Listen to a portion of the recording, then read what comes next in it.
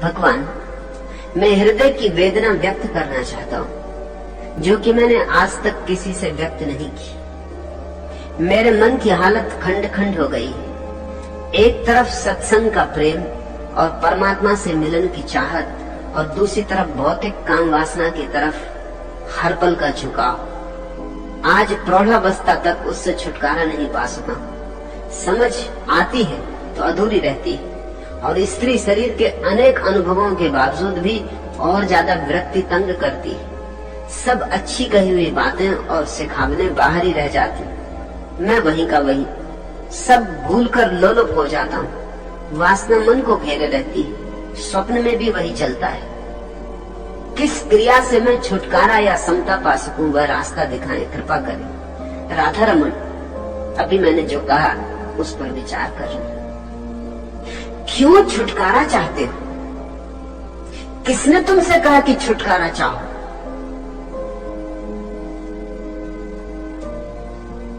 छुटकारा चाहने की चेष्टा में ही उपद्रव हो रहा है। वासना को अंगीकार करो। प्रकृति से मिली है, तुमने कुछ बनाई नहीं। अगर कोई कसूरवार होगा कभी तो परमात्मा कसूरवार होगा, तुम कसूरवार नहीं। इतना मैं तुम्हें आश्वासन देता हूं कि परमात्मा तुमसे ये नहीं पूछेगा कि तुम काम वासना में क्यों जिए, और पूछे तो उसका कॉलर पकड़ के हिला देना और कहना है कि दी थी तुमने, मेरा क्या कसूर था? न बनाते। नहीं, परमात्मा ने कभी किसी से पूछा नहीं। कैसे पूछेगा? तुम अपनी तस्वीर में लाल रंग भरो और फिर तस्वीर पर नाराज हो जाओ तो इसमें लाल रंग क्यों? तो लोग तुम्हें पागल कहेंगे। तुम्ही ने लाल रंग भरा है। अगर कोई कसूरवार है तो परमात्मा कसूरवार होगा, तुम तो कसूरवार नहीं हो। मैं तुम्हें मुक्त करता हूं तुम्हारे कसूर से। तुम ये पाप का भाव छोड़ो। और मजा ये है, और विरोधाभास भी, अगर पाप का तुम भाव छोड़ दो वासना के प्रति तो कभी के मुक्त हो गए होते। प्रौढ़ावस्था तक रुकना ना पड़ता। मेरे देखे वैज्ञानिक हिसाब से 14 वर्ष की उम्र में काम वासना शुरू होती, पकती, और 42 वर्ष की उम्र में अपने आप समाप्त हो जाए अगर व्यक्ति स्वीकार करके शांति से आनंद पूर्वक जिए। अपने आप समाप्त हो जाए। हर 7 वर्ष में परिवर्तन होते। पहले 7 वर्ष में वासना बिल्कुल ही छिपी होती। 7 वर्ष से 14 वर्ष की उम्र में हल्की हल्की झलकें आनी शुरू होती। समझ में नहीं पड़ता बच्चे की कि क्या हो रहा है, लेकिन हल्की हल्की झलकें आनी शुरू होती। उसमें उत्सुकता जगने लगती। 14 वर्ष की उम्र तक वासना पक जाती, प्रकट होने को तैयार हो जाती। मगर हमने जो व्यवस्था बनाई है वो बड़ी बेहूदी, अवैज्ञानिक है। जब बच्चा काम वासना से तैयार हो जाता है 14 साल का, तब हम उसे दमन शुरू करवाते।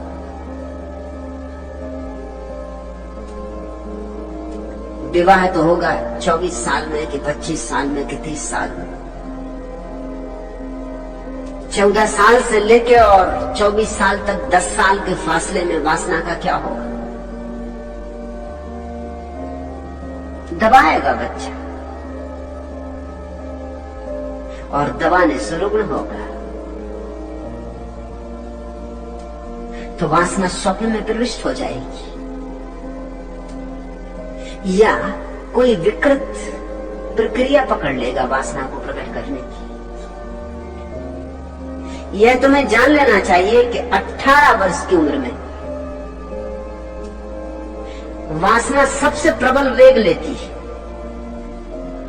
17.5 वर्ष की उम्र में ठीक, क्योंकि 14 वर्ष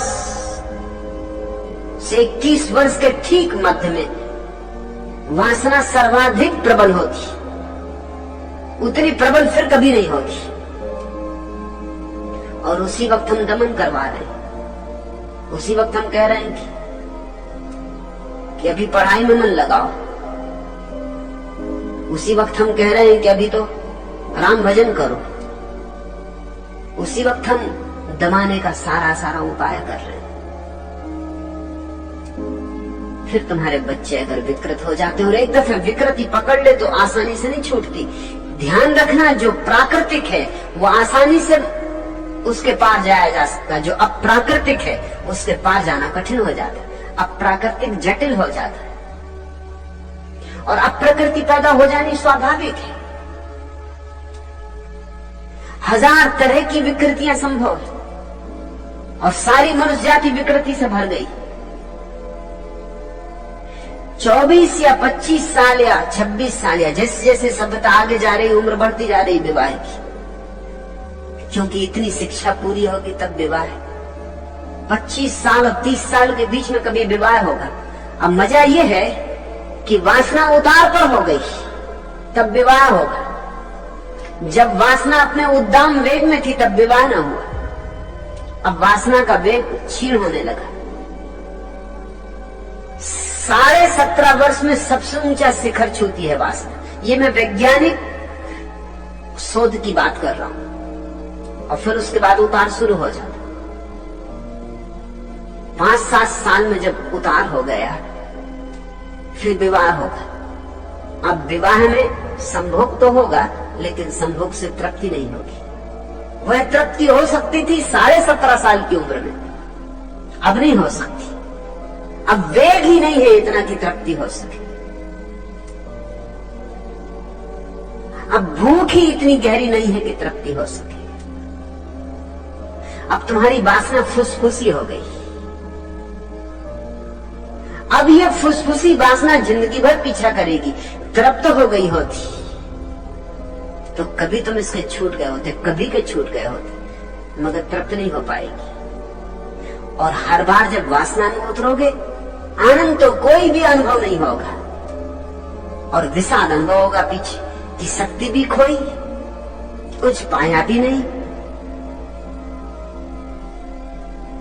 ये कैसी पशुता में मैं उतरता हूं तो निंदा और घनी होती जाएगी। जितनी निंदा घनी होगी उतनी ही तुम उतरोगे तो जरूर, और अपने को चाहोगे कि ना उतरता तो अच्छा था। तुम्हारे भीतर विरोध खड़ा हो जाएगा, द्वंद्व खड़ा हो जाएगा। एक हिस्सा जाएगा और एक हिस्सा खींचेगा। ये ऐसा हुआ जैसे बैलगाड़ी में दोनों तरफ बैल जोत दिए और लगे फटकारने बैलों को दोनों तरफ। बैलगाड़ी के अस्थि पंजर उखड़ जाएंगे। वही तुम्हारी दशा हो गई, वही सारी मनुष्यता की दशा हो गई। तृप्ति से मुक्ति संभव है, अतृप्ति से कभी कोई मुक्त नहीं होता। अब रोज रोज तुम्हारी वासना क्षीण होती जाएगी और रोज रोज तुम्हारा विषाद घना होता जाएगा। अब 42 वर्ष में तो क्या, 82 वर्ष में भी छुटकारा संभव नहीं। अब तो तुम मरते दम तक वासना में ही दबे दबे मरोगे। और तब तुम्हें पंडितों, पुरोहितों, साधु संतों की बातें बिल्कुल ठीक मालूम होंगी। ये समझने की कोशिश करो, क्योंकि वो कहते हैं कि वासना सिर्फ दुख है, और तुम्हारा अनुभव भी कहेगा कि हाँ दुख है। अब ये बड़ा अद्भुत तर्क हो गया। उन्हीं ने ऐसा जाल रचा कि वासना दुख हो जाए, और तुम्हारा भी अनुभव अब यही कहेगा कि वासना दुख है। तो संत ठीक ही कहते हैं। इसलिए मेरे जैसे लोगों की बात तुम्हारी समझ में ना पड़ेगी, क्योंकि तुम्हारा अनुभव मेरे विपरीत है। मैं कहता हूं वासना परम आनंद है, मगर तुम राजी नहीं हो सकते। तुम कहोगे किससे कह रहे हैं आप? और लोग समझते हैं उन्होंने बच्चे पैदा कर लिए इसलिए उन्होंने वासना को जाना। बच्चे पैदा करने के लिए वासना जानने की कोई जरूरत नहीं। बच्चे पैदा करना तो इतना सरल काम है, गधे घोड़े भी कर रहे हैं। इसलिए कोई जानकारी या होश की जरूरत नहीं है। बच्चे पैदा करना तो इतना सरल काम है जैसे बटन दबा के बिजली जला देना। लेकिन क्या तुम समझते हो कि बटन दबा के बिजली जला ली तो तुम समझ गए कि बिजली क्या है?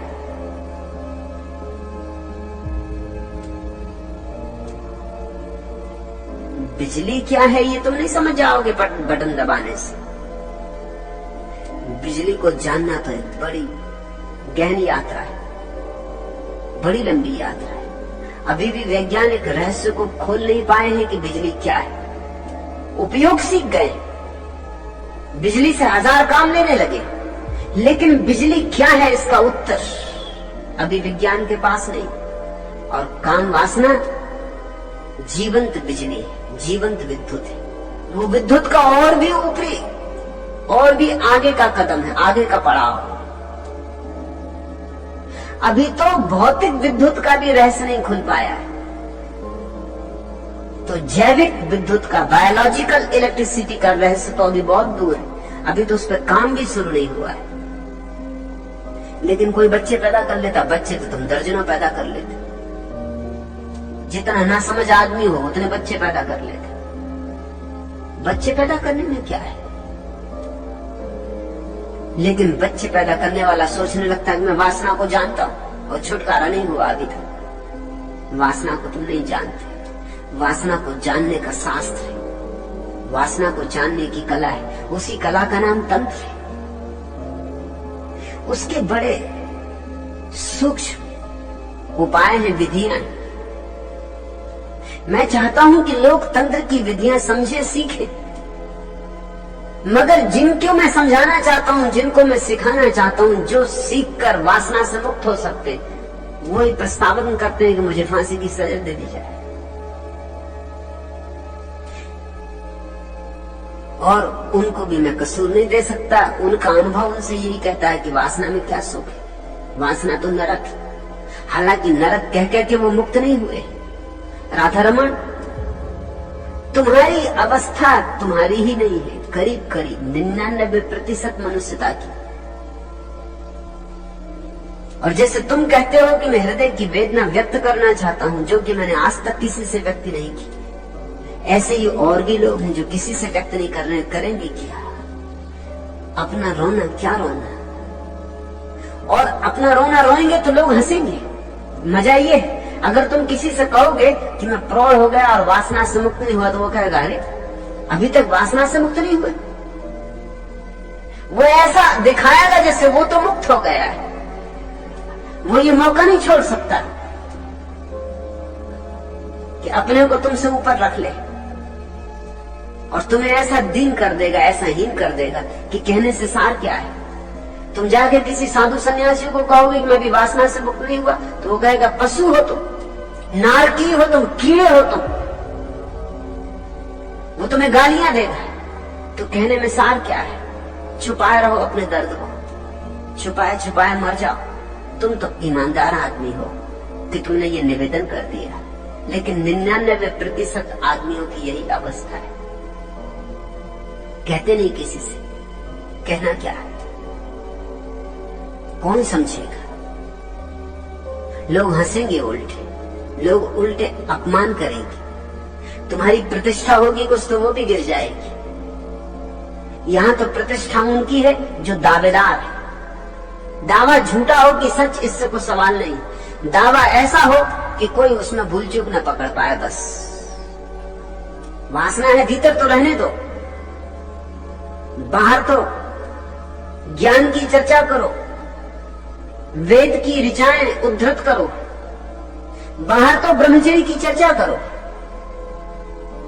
मैं तुम्हारे साधु सन्यासियों को जानता हूं, क्योंकि वो भी जब मेरे पास आते हैं तो उनकी भी पीड़ा यही है। तुम ये मत सोचना कि तुम ग्रस्त हो इसलिए तुम्हारी पीड़ा नहीं मिटी। तुम्हारे साधु सन्यासियों की पीड़ा तुमसे भी ज्यादा है, क्योंकि तुम्हें तो कुछ सुविधा थी, मिट भी जाती, उन्हें तो वह भी सुविधा नहीं। वे तो बिल्कुल जले जा रहे हैं, आग से भरे। अगर तुम्हारे साधु सन्यासियों की खोपड़ी खोली जाए, छोटी छोटी खिड़की बनाई जाए खोपड़ी में, और उनकी जांच की जाए, तो तुम चकित होगे कि तुम जितना नारकी दृश्य वहां देखोगे तुम्हें कहीं भी दिखाई ना पड़े।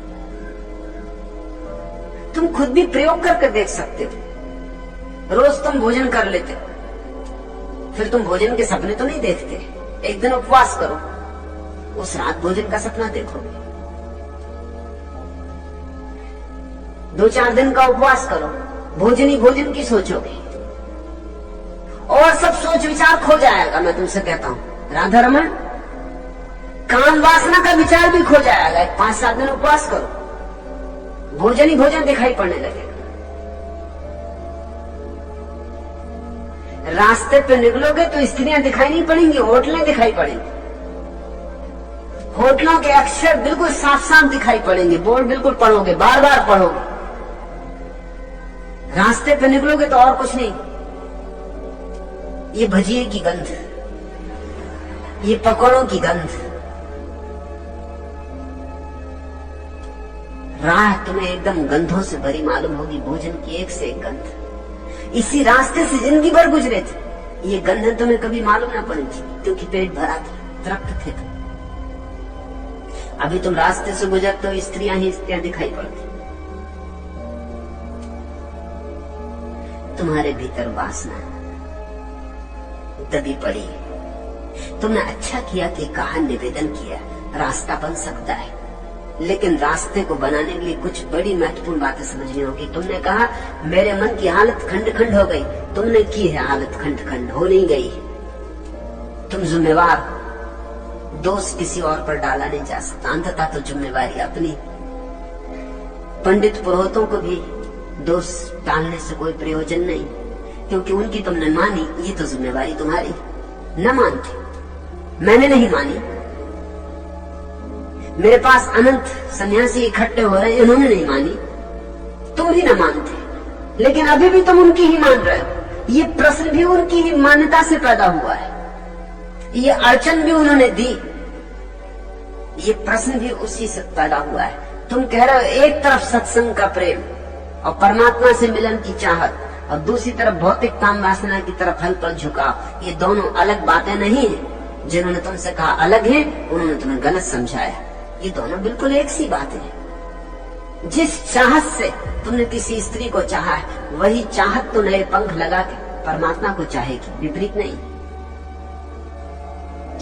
जिस वासना के कारण तुम्हें किसी स्त्री के चेहरे में सौंदर्य दिखाई पड़ा था, उसी के कारण तो तुम्हें किसी कमल में सौंदर्य दिखाई पड़ेगा। चाहत तो वही है। उसी के कारण तो तुम्हें सूर्यास्त में सौंदर्य दिखाई पड़ेगा, रात तारों में सौंदर्य दिखाई पड़ेगा, वही चाहत है। और उसी चाहत से एक दिन तुम्हें ये सारा जगत सौंदर्य से भरपूर मालूम पड़ेगा, तब परमात्मा का अनुभव शुरू होगा। लेकिन तुम कह रहे हो एक तरफ परमात्मा की चाहत और दूसरी तरफ काम वासना की तरफ झुकाव। तुमने इनको विपरीत मान रखा है, वही तुम्हारी भूल हो रही, वही मूल भूल हो रही। और जब मूल भूल हो जाए तो फिर तुम जो भी करोगे वो गलत हो जाएगा। पहला कदम ही गलत पड़ गया। ये दोनों बातें विपरीत नहीं है, ये दोनों बातें अलग अलग दिशाओं में नहीं है, ये एक ही रास्ते के पड़ाव है। काम पहला पड़ाव, प्रेम दूसरा पड़ाव है, प्रार्थना तीसरा पड़ाव। एक ही रास्ते पर। यही मेरी मौलिक देन है तुम्हारे लिए, ये एक ही रास्ते के पड़ाव।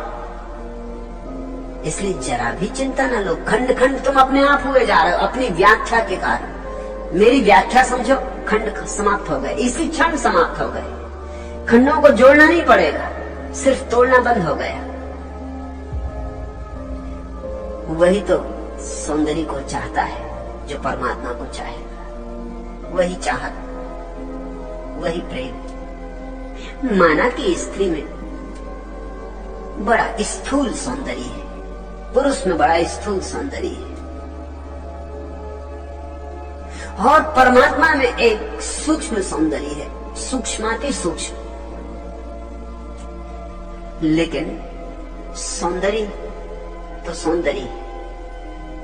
हीरा जब पहली दफा खोजा जाता है खदान से तो पत्थर जैसा लगता है, सिर्फ जौहरी देख पाते।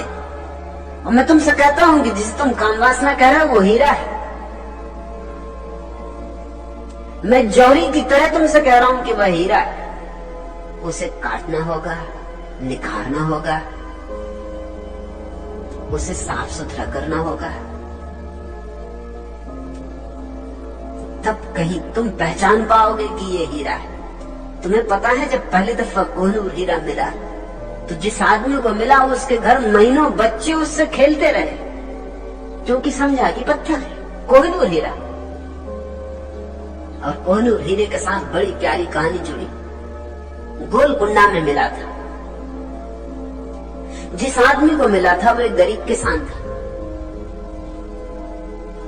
छोटा सा एक खेत था और खेत में से बहती हुई एक छोटा सा झरना था। उस झरने की रेत में ही उसे एक दिन ये पत्थर चमकता हुआ मिल गया। सोचा, उठा लिया कि बच्चे खेलेंगे, आके बच्चों को दे दिया। बच्चे उससे खेलते भी रहे। वो घर में कभी इस कोने कभी उस कोने पड़ा रहा। कोहिनूर हीरा जो अब इंग्लैंड की रानी एलिजाबेथ के मुकुट में लगा है और जो इस समय दुनिया का सबसे बहुमूल्य हीरा है, जिस कोहिनूर के पीछे न मालूम कितने लोगों की जाने गई, उससे बच्चे खेलते रहे, किसी को पता ही ना था। और कहानी अद्भुत है कि उस किसान के घर एक रात एक यात्री फकीर मेहमान हुआ। उस फकीर ने जमानों की बातें की, दूर दूर की, क्योंकि सारी दुनिया घूमा हुआ था। और उसने उस किसान से कहा कि तू भी यहाँ क्यों समय खराब कर रहा है, मिट्टी में क्यों सिर फोड़ रहा है। ऐसी जगह है जहाँ सोने की खदानें, हीरों की खदानें, मैं तुझे पता दे देता हूँ, तू जा, इतनी मेहनत से तो तू अरबपति हो जाए। तो उसने अपना खेत बेच दिया। जिस खेत में कोहिनूर मिला था उसने बेच दिया और उसी खेत में फिर खदान मिली सबसे बड़ी गोलकुंडा की, जिससे दुनिया के सबसे कीमती हीरे निकले। वो उसने ऐसा 2 कौड़ी में बेच दिया, खेत की कीमत में बेच दिया। और खेत को बेच के निकल पड़ा तलाश में। अपने पत्नी बच्चों को कहा कि तुम रुको, मैं जाता हूं धन की तलाश में। कोई 4-5 साल बाद भिखमंगे की हालत में वापस लौटा। वो जो पैसे थे सब खर्च हो गए, न कहीं कोई हीरे की खदानें मिली, न कोई धनी हो पाया। भटक के अपने घर वापस आ गया। लेकिन जिस दिन घर वापस आ गया उसी दिन उसकी आंख खुली। वो हीरा जो बच्चों को खेलने दे गया, इस 4-5 साल की यात्रा में खदानें तो नहीं मिली, लेकिन हीरों की परख आ गई। हीरे हीरे की धुन सवार रही। जोहरियों के पास बैठा, दुकानदारों के पास बैठा, हीरे देखे, हीरों की परख आ गई। हीरे तो नहीं मिले मगर परख आ गई, और परख आ गई तो हीरे मिल गए, क्योंकि परख ही असली सवाल है। विश्वास ही न कर सका अपनी आंखों पर कि हीरा मेरे घर में है, और मैं सारी दुनिया में खोजता रहा। फिर लाख उपाय किए कि खेत वापस मिल जाए, लेकिन अब खेत कैसे वापस मिले, खबर उड़ गई। उस खेत में सबसे बड़ी खदान गोलकुंडे की। निजाम हैदराबाद के सम्राट के पास जितने हीरे थे वो सब उसी खदान के हीरे थे। काफी हीरे थे, अभी भी हैं। जब निजाम हैदराबाद अपनी पूरी शान में थे तो उनके पास इतने हीरे थे कि हर वर्ष उन हीरों को धूप देने के लिए 7 छतों पर फैलाना पड़ता था, सिर्फ धूप देने के लिए। फावड़ों से निकालना पड़ता था और फावड़ों से ही वापस कमरों में बंद करना पड़ता था। जैसे हीरे ना हो, कंकड़ पत्थर। ये उसी गरीब किसान के खेत में सारे हीरे मिले।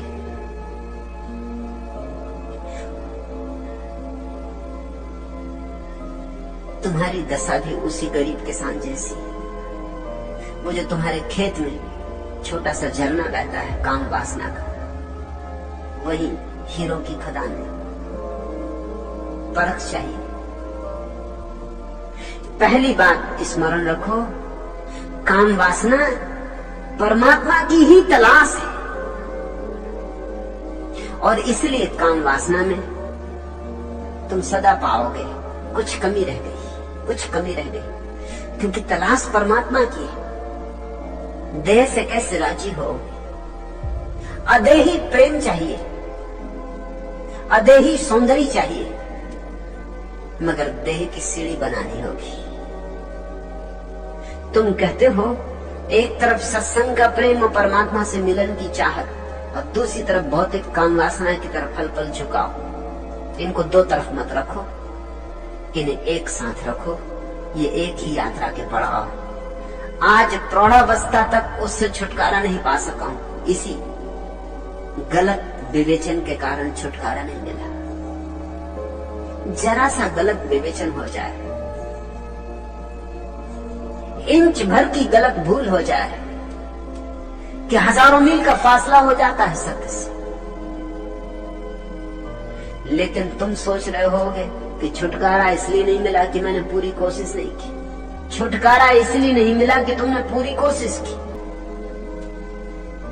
तुमने खूब लड़ाई की अपने से, मगर लड़ाई से छुटकारा नहीं मिलता। बोध से, ध्यान से छुटकारा मिलता है। और छुटकारा शब्द ठीक शब्द नहीं, क्योंकि छुटकारे में यह भाव है ही कहीं कि गलत है। छुटकारा ना कहो, अतिक्रमण कहो, पार जाना कहो। समझ आती है तो अधूरी रहती है, वह समझ नहीं, शास्त्रीय समझ, अनुभवगत नहीं। और स्त्री के शरीर के अनेक अनुभवों के बावजूद भी वृत्ति और ज्यादा तंग करती। स्त्रियों के शरीर के अनुभव से पुरुष मुक्त होता है, पुरुष के शरीर के अनुभव से स्त्री मुक्त होती।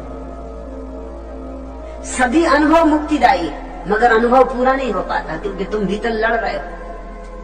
तुम जब स्त्री को आलिंगन भी कर रहे हो तब भी तुम सोच रहे हो, अरे पापी ये क्या कर रहा है, अरे नारकी ये क्या कर रहा है, सड़ेगा नरक में। वो तुम्हारे संत भीतर से उपदेश दे रहे हैं, वो बीच में खड़े, वो डंडा लिए बीच में ही खड़े रहते, वो तुम्हें मिलने नहीं देते। तुम भीतर निंदा कर रहे हो, कोस रहे हो अपने को। ऐसे कहीं समझ पैदा होगी, अधूरी अधूरी होगी। और अधूरी समझ समझ नहीं, समझ या तो पूरी होती है या नहीं होती, या तो ना समझ या समझ, इन दोनों के बीच में कोई पड़ाव नहीं। तुम समझ को बांट नहीं सकते। तुम ये नहीं कह सकते कि अभी आधी समझ। आधी समझ का क्या मतलब होगा? समझ काटी नहीं जा सकती खंडों में, समझ अखंड है। लेकिन मैं जानता हूं तुम्हारी अड़चन क्या है, क्योंकि वही तो अड़चन सारी मनुष्यता की। जब स्त्री के पास होते हो तब तुम्हारे सारे संत महंत भीतर स्त्री के विपरीत बोलने लगते हैं कि स्त्री नरक का द्वार है। ढोल गमार शूद्र पशु नारी ये सब ताड़न के अधिकारी बोलने लगे तुम्हारे सारे संत महंत। और जब स्त्री से दूर होते हो तब तड़फती है तुम्हारी वासना, तुम्हारी दुविधा। मैं जानता हूं, ना घर के ना घाट के। घाट पे होते हो तब घर की याद आती, जब घर होते तब घाट की याद आती। धोबी के गधे जैसी तुम्हारी अवस्था हो गई। और ये ऐसा है, जो चीज मिल जाती है उसमें पूरा रस नहीं ले पाते, और जो नहीं मिलती वो मिलनी चाहिए इसकी वासना सताती। जब अभाव रहता है तब मांग, और जब मिलती है कोई चीज तब उसे पूरा जी नहीं पाते। इसलिए सब बटा बटा रह गया है। सब अच्छी कही हुई बातें और सिखावने बाहर ही रह जाती, रह ही जाएंगी, क्योंकि अच्छी बातें अगर बाहर से आती हैं तो बाहर ही रह जाएंगी। सिखावने अगर औरों की हैं तो उधार हैं, बाहर ही रह जाएंगी। असली बात तो भीतर से आती है, जन्मती है भीतर। तुम्हारी बातें अच्छी, तुम्हारी नहीं, किन्हीं औरों की। तुमने उनको गोद ले लिया है, जैसे गोद ले लेते ना लोग।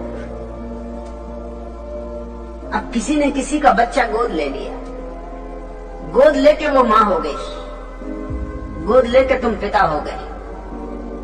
मगर क्या तुम समझते हो कि गोद लिया बच्चा सच में किसी को मां बना सकता? क्योंकि मां बनने की अनिवार्य प्रक्रिया तो हुई ही नहीं।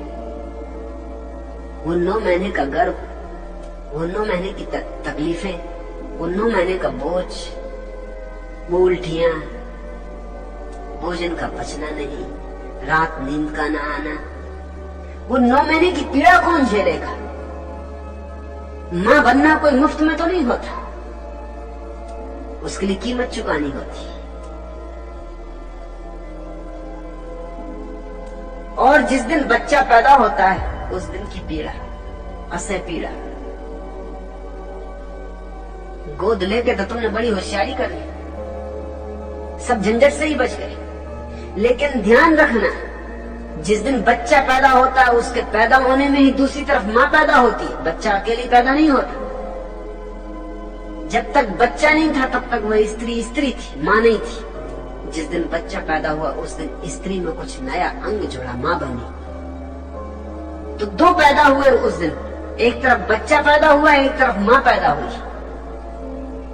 फिर बच्चे का पालना, फिर बच्चे की सारी तकलीफें, फिर रात रात जागना, फिर रात में 10 बार जागना, फिर बच्चे को दूध देना, अपने प्राणों से बच्चे को जोड़े रखना, फिर बच्चे की सब तरह तीमार, सब तरह फिक्र, वो सारा दान, वो सारा प्रेम, वो सारी करुणा, उस सबसे मिलके मां बनती है। तुमने होशियारी की, तुमने गणित का काम किया, तुम सारी झंझट से बच गए। तुमने परख नली का शिशु ले लिया कि तुम गए हो किसी और का बच्चा उधार ले लिया। ठीक ऐसी ही घटना ज्ञान के संबंध में भी घटती। असली ज्ञान के लिए तो तुम्हें भीतर बहुत सी पीड़ाएं झेलनी पड़ती, बहुत सी तपस्याएं झेलनी पड़ती, बहुत से अनुभवों से गुजरना पड़ता, निखरना पड़ता, बहुत सी आग झेलनी पड़ती। ज्ञान भीतर पैदा होता है, जैसे गर्भ, ऐसे ज्ञान भीतर पैदा होता है। ऐसा ज्ञान मुक्त करता है।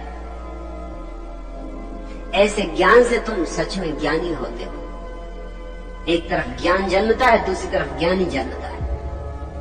लेकिन तुमने उधार ले लिया है ज्ञान। अच्छी सिखावने कहां से लाए हो? किताबों में पढ़ ली। और हो सकता है जिन्होंने किताबों में लिखी उन्होंने और किताबों में पढ़ ली होगी। उधारी पर उधारी चल रही है। धर्म नगद होता है, उधार धर्म नहीं होता। इसलिए तुम्हारी अड़चन है राधा रमन। तुम कहते सब अच्छी कही बातें और सिखावने बाहर ही रह जाती, रही जाएंगी बाहर की है, बाहर ही रह जाएंगी, भीतर जा भी कैसे सकती? गोद लिया बच्चा गर्भ में जाएगा कैसे? गर्भ से आया हुआ बच्चा एक बात है, लेकिन अब तुम गोद लिए बच्चे को गर्भ में कैसे ले जाओ? वह तो बाहर ही रहेगा। और बच्चे को चाहे पता चले न चले, तुम्हें तो सदा पता रहेगा कि अपना नहीं। तुम्हें तो कैसे भूलेगी ये बात कि अपना नहीं? इसे भुलाने का कोई उपाय नहीं। तुम्हारे बीच और बच्चे के बीच एक फासला बना ही रहेगा। संबंध औपचारिक रहेगा, संबंध आत्मिक नहीं हो सकता। इसलिए मैं तुमसे कहता हूं, ज्ञान की चिंता न करो, ध्यान की चिंता करो। ध्यान के गर्भ में ज्ञान का बच्चा जन्मता है, वो तुम्हारे भीतर जन्मेगा। और जब भीतर जन्मेगा तभी भीतर हो सकता है। कहते हो बाहर की सारी सिखावने बाहर रह जाती हैं और मैं वही का वही, वही के वही रहोगे, मगर ईमानदार आदमी हो। सच्ची बात कह रहे हो, लोग कहते ही नहीं ये बात। और सच्ची बात कही है तो रास्ता खुल जाएगा। अब कुछ हो सकता है। बाहर की बातें बाहर ही रहेंगी, तुम वही के वही रहोगे। तुम्हारे भीतर क्रांति तो तब पैदा होगी जब भीतर का दिया जलेगा। मैं तुमसे कहता हूँ, भीतर का दिया जल सकता है, कोई कारण नहीं। बुद्ध का जला, महावीर का जला, यारी का जला, तुम्हारा जल सकता है। हर एक व्यक्ति भीतर के दिए को लेकर पैदा हुआ है, लेकिन जलाने की प्रक्रियाएं सीखनी होगी, सत्संग करना होगा, साहस करना होगा, किसी जीवंत बुद्ध के साथ चलने का संन्यास्त होना होगा, शिष्य बनना होगा। और ध्यान रखना, असली गुरु ज्ञान नहीं सिखाता, असली गुरु ध्यान सिखाता। और ज्ञान तुम्हारे भीतर पैदा होता है। नकली गुरु ज्ञान से खाता है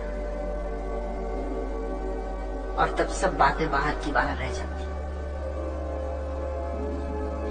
मैं वही का वही तुम कहते सब भूल कर लोलुप हो जाता हूँ। वासना मन को घेरे रहती, स्वप्न में भी वही चलता है। किस क्रिया से छुटकारा या समता पा सकूं? छुटकारा तो नहीं, छुटकारे की तो भाषा छोड़ दो। अतिक्रमण, समता भी नहीं, अतिक्रमण। क्योंकि समता भी मुर्दा मुर्दा होगी। किसी भांति शांत हो जाए ये आग वासना की, मगर ये आग बड़ी कीमती है, शांत से करना नहीं। इसी आग के सहारे तो परमात्मा की अग्नि जलानी। इसी चिंगारी से तो पूरे जंगल में आग लगेगी।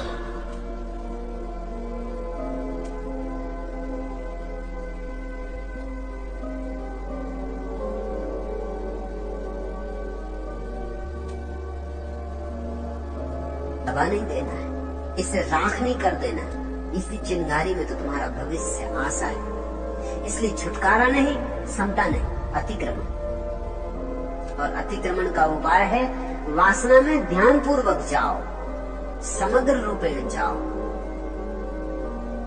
और अभी भी देर नहीं हो गई है।